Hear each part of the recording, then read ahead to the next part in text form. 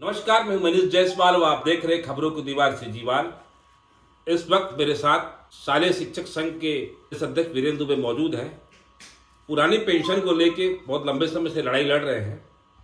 आइए उनसे जानते हैं कि पुरानी पेंशन का मुद्दा छत्तीसगढ़ में कब कैसे आया और कहाँ पहुंचा। वीरेंद्र दुबे जी।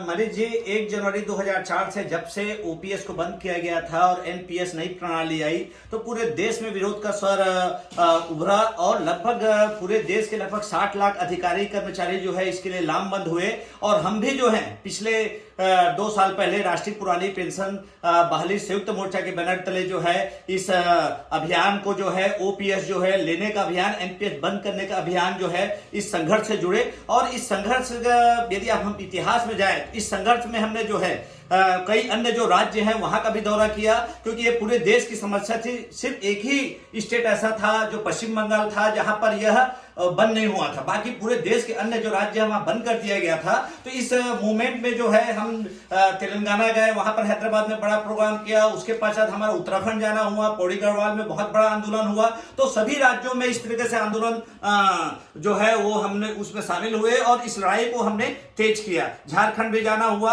और अंततः जो है जैसे ही गहलोत सरकार ने पुरानी पेंशन बहाल किया तो पूरे देश में एक खुशी की लहर दौड़ गई और पूरे देश के अधिकारी कर्मचारी के साथ साथ छत्तीसगढ़ में भी हमारी उम्मीद बढ़ गई। और हम लगातार छत्तीसगढ़ में भी विभिन्न कई समय अलग अलग आंदोलन के द्वारा, कई बार हमारी जो है इसमें गिरफ्तारी हुई, ट्विटर के माध्यम से पोस्टर अभियान जो है इसमें हम जो है मेहंदी प्रतियोगिता, वृक्ष लगा के, ये जो सभी जो हमारा अभियान था वह था पुरानी पेंशन बहाली के लिए। और अंततः छत्तीसगढ़ सरकार भी जो है बजट सत्र में पुरानी पेंशन को बहाल किया, जिसके लिए मैं पूरे प्रदेश के लगभग 3 लाख एनपीएस कर्मचारियों की ओर से माननीय भूपेश बघेल जो छत्तीसगढ़ के मुख्यमंत्री, उसका आभार व्यक्त करता हूं और बहुत बहुत धन्यवाद ज्ञापित करता हूं। साथ ही साथ हम लोगों ने आज कांग्रेस जो कमेटी है, वर्किंग कमेटी जो उसकी राष्ट्रीय अध्यक्ष है माननीय सोनिया गांधी जी, उनको भी पत्र लिखा है कि चूंकि कांग्रेस की राजस्थान सरकार ने ओपीएस बहाल किया है, छत्तीसगढ़ सरकार ने ओपीएस बहाल किया है,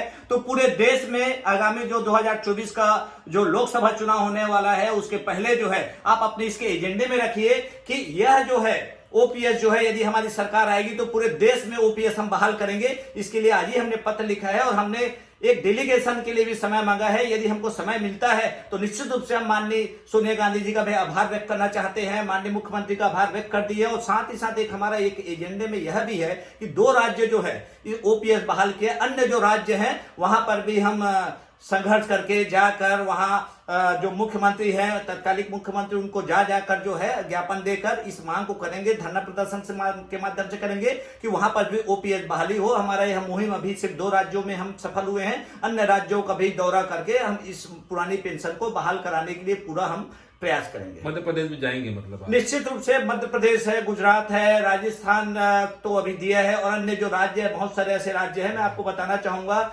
यूपी में भी अभी चुनाव हुआ है और उसके साथ साथ 4 और अन्य राज्य हैं, लेकिन ओपीएस बहाल सिर्फ आज की डेट में यदि राज्य हैं बहाल करने वाले, उसमें सिर्फ पश्चिम बंगाल तो बंद ही नहीं किया था, राजस्थान और छत्तीसगढ़ है। जो अन्य राज्य हैं जहां पर दूसरी सरकार है, कहीं भाजपा की सरकार है, कहीं और दूसरी सरकार है दूसरे दलों की, वहां पर भी हम जाकर मांग करेंगे, क्योंकि यह हमारा मोर्चा है, राष्ट्रीय स्तर का मोर्चा है। और इस मोर्चा के हमारे राष्ट्रीय अध्यक्ष बीपीएस रावत जी हैं, जिनके नेतृत्व में पूरा देश में अभियान चल रहा है और इस अभियान में बढ़ चढ़कर हम हिस्सा ले रहे हैं। और हमारी यही मांग है कि ओपीएस जो है वह बहुत जरूरी है, क्योंकि एनपीएस जो है बाजार आधारित व्यवस्था है जिसमें कर्मचारियों को भारी नुकसान उठाना पड़ता है बाजार शेयर मार्केट से जुड़े रहने के कारण से, लेकिन ओपीएस बुढ़ापे का सहारा है। और यदि ओपीएस जो है सरकार यदि देती है तो निश्चित रूप से पूरे देश में सरकार की जय जयकार होगी। और आपको एक चीज और बताना चाहूंगा मनीष जी कि जितने भी देश में जो विधायक है, सांसद है, ये ओपीएस ले रहे हैं और हमको एनपीएस जो है दिया जा रहा था, जिसका हम लोग पूरे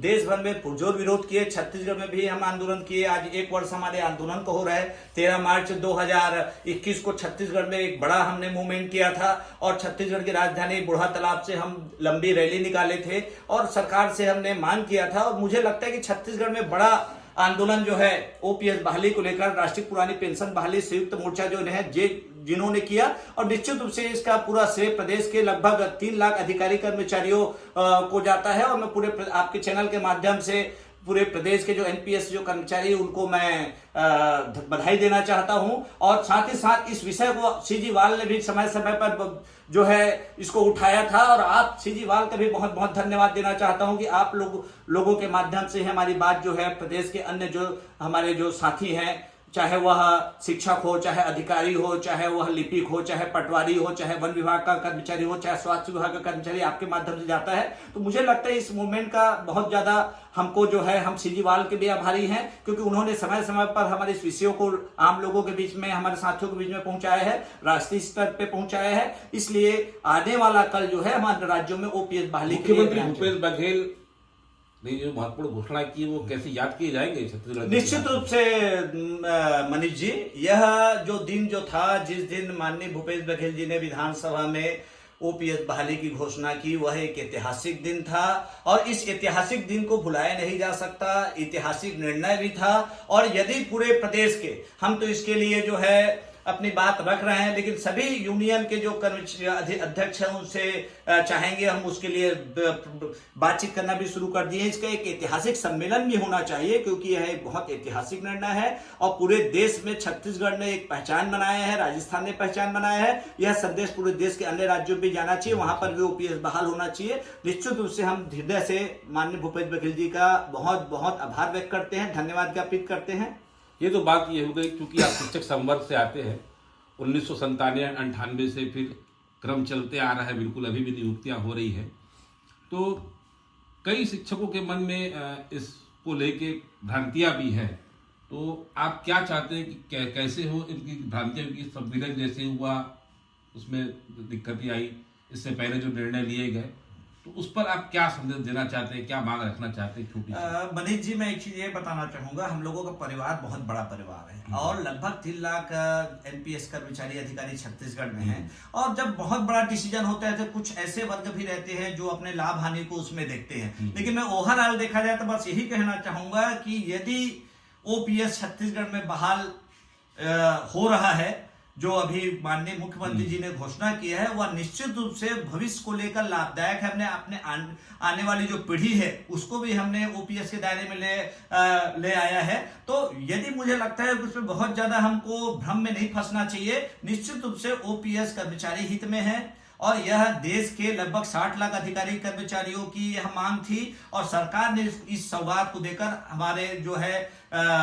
हमारे मन को जीता है। का दौर होना चाहिए, क्या आपको लगता है कि अधिकारियों के द्वारा, क्योंकि निर्णय तो अधिकारियों को लेना है, नियम बनाना है, कि आप लोग निश्चित रूप से इस विषय में एक सबसे बड़ा विषय जो अभी जो आ रहा है, जब से ओपीएस सरकार ने लागू किया है, कि प्रथम नियुक्ति तिथि से इसकी जो है वो ओपीएस को जो है लागू किया जाए, और वो नियुक्ति तिथि प्रथम नियुक्ति तिथि से इसकी गणना होनी चाहिए ओपीएस के लिए। तो उसके लिए यही है कि हम इस विषय को जो हमारे अधिकारी हैं, प्रशासनिक अधिकारी हैं, संबंधित अधिकारी, उनके बीच में रखेंगे। और 2012 अप्रैल से आप लोग का एनपीएस कटना शुरू हुआ था। हाँ, तो भाई हम तो कोशिश ये करेंगे कि भाई 1 जनवरी 2004 से ओपीएस बंद हुआ है, हाँ। तो जब जिसकी नियुक्ति हुई है तब से इसको वो किया जाए, ताकि लोगों को उसका अधिक से अधिक लाभ मिल सके। तो प्रशासन आप कर्मचारी संगठनों को एक बार वार्ता के लिए बुलाया, भरोसे मिले? निश्चित रूप से जो प्रशासनिक अधिकारी हैं, संबंधित हमारे विभाग के अधिकारी हैं, उनको एक बार वार्ता करना चाहिए, इसमें क्या लाभ है, क्या हानि है, क्या नुकसान है, ताकि हम उनके समक्ष अपनी बात रख सके। उसके बाद फाइनल जो है उनको विधिवत तरीके से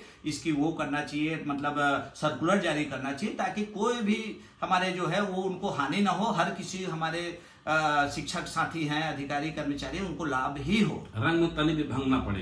बिल्कुल भी नहीं। होली का समय है, और सरकार ने जो घोषणा किया है उसमें होली और दिवाली दोनों मन गए हैं, और बिल्कुल भी उसमें किसी भी प्रकार का दखल या ऐसी चीज नहीं आनी चाहिए जिससे लोगों को नुकसान हो। ओपीएस निश्चित रूप से कर्मचारी हित में है, और इसका हम स्वागत करते हैं। ये थे शिक्षक नेता और ओल्ड पेंशन स्कीम के राष्ट्रीय स्तर पर छत्तीसगढ़ को पहचान दिलाने वाले एक नेता वीरेंद्र दुबे जी हैं।